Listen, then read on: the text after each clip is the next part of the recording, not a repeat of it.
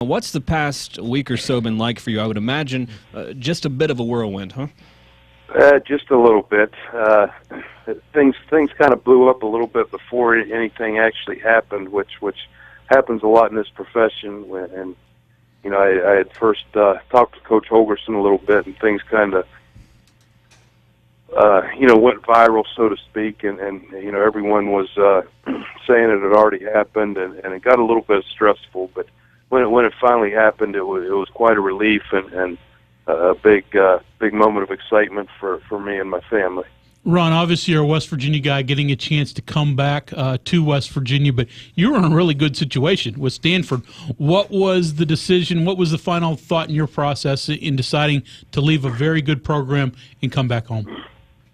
Well, I felt like, first of all, being from the state, I know how important Mountaineer football is to the people of this state and the people of this university, and it's something that is a child or a kid growing up in this state, you always want to be a part of, and this was really the first time I had a chance to be a part of it.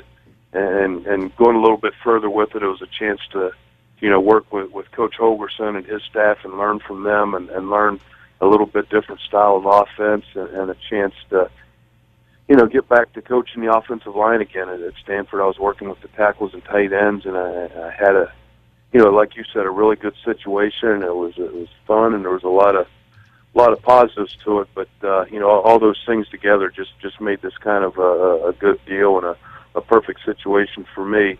And then when you add to that the chance to come back home and be close to family again, and my wife is also from West Virginia, so chance to be close to her family, it all made sense. Ron, talk a little bit about the difference between the offense that you ran out at Stanford and the offense you're walking into. I know you're just getting your feet wet here, but compare and contrast that a little bit and what that means specifically for your duties and your job.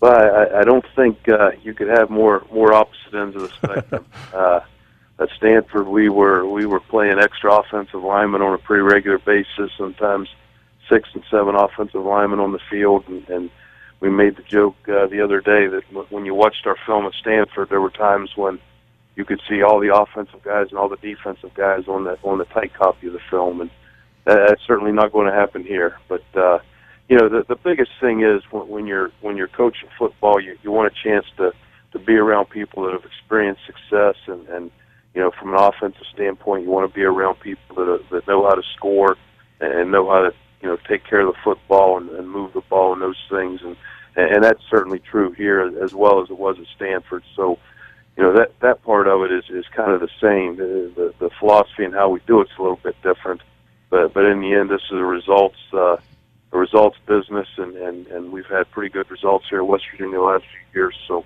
I'm very excited to keep going with it. Again, we're speaking with Ron Crook, West Virginia's new offensive line coach. And, Ron, you mentioned the opportunity to be on Coach Holgerson's staff. Was there a connection with him prior to this hiring process, or where does that go back to at all? Well, I know Tony Gibson really well, and he had just come back to the staff, and that kind of said something to me when he was, in a pretty good situation himself and had a chance to come back here and took advantage of it. So that kind of made me realize that there must be some pretty good stuff going on here, and he was my connection to the staff. And then, just being, again, an offensive coach, you kind of watch coaches that, have success and things like that, and you kind of follow them a little bit. So Coach Holgerson didn't really know me, but I certainly knew who he was. Did you reach out at all to Oliver Luck? Obviously, we all know his son's connection to Stanford, and certainly Andrew as well. Did you reach out to Ollie? Yeah, he and I had a chance to talk on a couple of occasions shortly after I had been in touch with the football coaches, but he was a big influence as well, and it's kind of funny. When I was growing up and watching football as a kid, he was the first person that I knew who he was when I saw him on the football field, and my children had to have that same experience with his son Andrew when he was at Stanford. When they saw him on TV, they knew who he was. So I always thought that was a pretty cool thing for me and my family personally. Ron, it's interesting looking at your resume. You've spent some time at two of the elite academic institutions in this country, in Harvard and Stanford. Is it any different coaching at those places than anywhere else because of the academic requirements? Recruiting is a little bit different, but coaching the guys is not really that much different because they're all playing football because of their passion for it and how much they love it, and it's important to them all. And so once you get past the paperwork and the things like that you've got to go through from a recruiting standpoint, it wasn't that much different. Now, Coach, what's been the reception for folks there in the Parkersburg area? Obviously, you attended Parkersburg South High School. What's been the reception there of you coming back to the Mountain State? Well, so far everything seems to have been positive, but as we always say at this time of year, we're undefeated and tied for first place. Exactly. So we'll keep it going and see if we can keep it positive. Now, can a Parkersburg South guy go into Parkersburg High and maybe try to recruit? I mean, that may be difficult. We're going to give it a shot, I'll tell you that. In terms of, and Brad sort of alluded to this a little bit, in terms of style of recruiting, get into the, maybe not too deep into the X's and O's, but are you going to adjust your style of being an offensive line coach and, some of the technical stuff, or does this offense adjust to what you want to do? I think when you come into a new situation like this, you try to keep things as steady as you can and not try to change things just for the sake of change. There's going to be plenty of change because I'm going to emphasize things differently. I'm going to see things differently, and we'll just have a different feel to it, during practice, during meetings and stuff like that.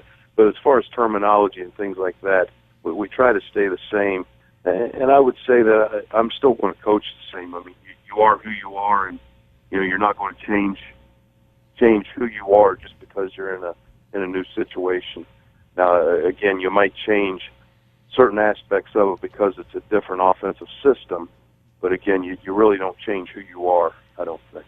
Again, we're speaking with Ron Crook, West Virginia's new offensive line coach. How about your coaching tenure overall? Obviously, you spent some time at the WVIAC, coached at Harvard, like Brad mentioned, last couple of years at Stanford.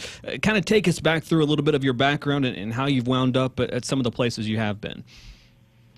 Well, first of all, I want to say I'm proud of the path that I've taken. I enjoyed coaching small college football, and especially in the state of West Virginia. There's a lot of great football players. There's a lot of great football coaches that I had a chance to work with because of those. But I injured my back when I was playing at West Liberty State, and that kind of led to me getting into coaching. The head coach Larry Shank asked me if I'd like to stay with the program and help out, and so I kind of took advantage of that, and the next year Bob Eaton was hired and hired me full-time with the school. I can't say I was a full-time coach. I was, doing other stuff on campus like most people do when they first start out. But that really led to some great things, and I had a chance to meet up with Mickey Marotti, who was a senior at West Liberty when I was a freshman. He was, at the time, the strength coach at the University of Cincinnati. And he introduced me to the offensive line coach out there who really, changed the course of my life and my career. Certainly, he has been a guy that has helped me every step of the way and has been very involved with my career and helping me get many of the jobs that I've had. So that was one of the biggest influences that I had early on. And then, through playing against different schools and things like that is how I ended up at Clarion. And we played against Defiance College, who Malin Luke was the head coach at Defiance, and he went to Clarion. So, when they got there, they called me about coming there with them. And our offensive coordinator at Clarion got the head job at Glenville, so I went with him. I enjoyed working with him, and he is now over at Bowling Green University as their offensive coordinator. So it's just, you kind of play against people and meet people out on the road at clinics and recruiting and things like that, and that's kind of what leads to a lot of it, and much the same as this job here at West Virginia now. I met Tony Gibson when I went into Glenville, and he was on Rich Rodriguez's staff, and we got to know each other a little bit. And 2 years later, I was working with him down at West Virginia Tech. And that was the connection that I had to come here several years later. So it's kind of funny how it all works out at times. Yeah, the paths are always interesting as you get there. The path from Harvard to Stanford, I mean, obviously different styles. Harvard is seemingly, just looking statistically, very balanced in what they want to do. We know what Stanford has liked to do as well. What did you learn in that transition? Just 2 years at the BCS level school, but what did you take away from that? I think the biggest thing was you take away the fact that, again, like I said earlier, you don't change the way you coach. You're at a different situation, and maybe, you're coaching players that do things a little bit differently. But in the end, you still coach the fundamentals. It's still, as the old cliche goes, it still comes down to blocking and tackling. And if you can go out and coach your guys to be better blockers, then you're giving yourself a chance to win games and be successful. So that was the biggest thing, is you don't change the fact that you coach the fundamentals and just go out and try to get your guys better every day. Now you mentioned the past, and they always seem to be a connection. We laugh about it here to West Virginia, and you mentioned Mickey Marotti. You didn't mention in there he's coached at West Virginia as a strength coach here as well. So I know Mickey, but one of the other connections you have was at Clarion, and I'm sure you realize it, but not many probably Mountaineer fans do. But Grant Wiley was one of the great Mountaineer All-Americans. His older brother Brett played at Clarion when you were there, right? And I know Lynn Wiley, the mother, speaks highly of you. Yeah, they were a great family, and his brother was a great football player too. He was a lot of fun to be around, a lot of fun to coach on the field. Well, good deal, Coach. We really do appreciate the time, and you've got spring practice now quickly coming up here next month, right? Yes, sir. Yes, sir. We've got a couple weeks here before we get rolling, and I'm spending my time right now trying to learn the offense and the communication process. Do you watch film of old guys and the returnees as you go through this, or you just let them make their impressions on you on the field starting March 10th? No, you definitely watch them and try to see some of their strengths and some of their weaknesses, and try to decide, how you want to approach things. And the thing you really don't know is how they react on the field to different styles of coaching. So those are the things you got to work your way through. But the better you can get to know your guys before you go out on the field to practice, the better off you're going to be. Well, sounds good, Coach. We'll let you go. We really do appreciate the time. We're glad to have you here, and we'll be catching back up with you during spring practice. Great. Thank you very much. It's great to be here.